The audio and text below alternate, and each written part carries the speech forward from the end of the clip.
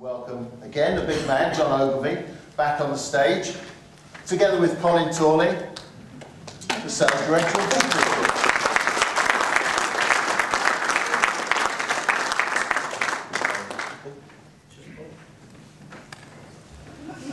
It's been a difficult year.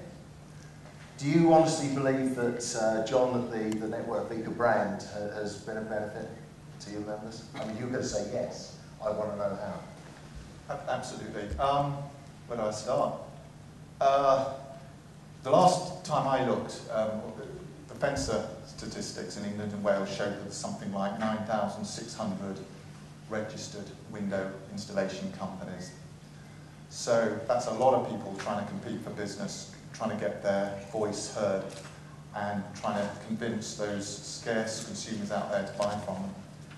And I think that what Network VEKA does is give quality-orientated consumers a vehicle and the means to reassure consumers. So, you know, on the one hand, we're trying to reach those consumers who are in the market and say, look, if you're thinking of buying windows, doors, conservatory, make sure it's a Network VEKA company, because you aren't going to waste your money, you're not going to have hassles, and like everything else in life, you get value for money. And what we're trying to do is give the members that way of differentiating themselves from the competition, showing that they're different and that they can justify that value added that they're looking for.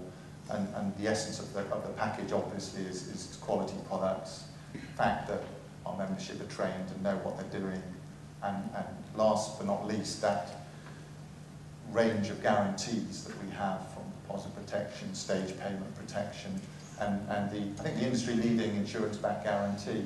You know, we pay out a lot to protect the brand when we know that there are cheaper insurance-backed guarantees on the market to just find any excuse not to pay out.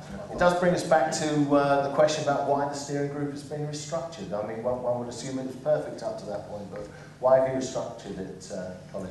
I think we had a look at, I think the original board was probably about 11 people.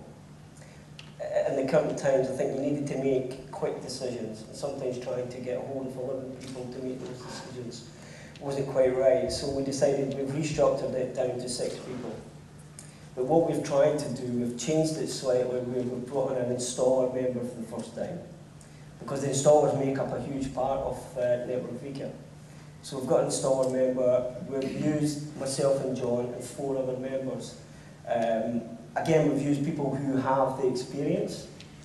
They know Network VEKA, they've been involved in the new strategy for Network VEKA.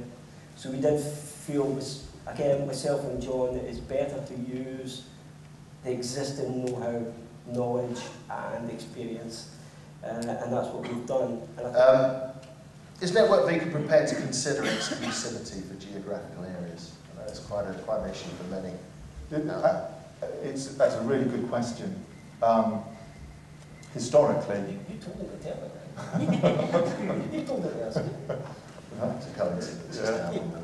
it. Seriously, in the past, we've recognised that what we're trying to do is give our members a USP, unique selling proposition, and obviously if everybody has that, it stops being unique. So we've never gone out of our way to swamp an area with lots of members. But equally, as members grow, I think we're now willing to consider giving a degree of exclusivity for the town, city, the county, the volumes, justify that.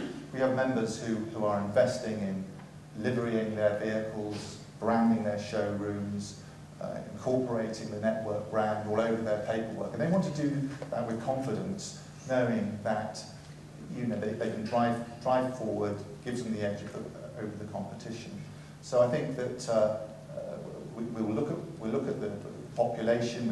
We have means of identifying how many residential properties there are in given postcodes. I think that if we feel that we'd like a market share perhaps of sort of 10% in a given area, if the volumes are going to be better than that, then let's have the discussion. Yeah, I mean, there has been the occasional conflict in that respect. So, I mean, is it that you've learned from that? We're always learning, absolutely, and we have to evolve.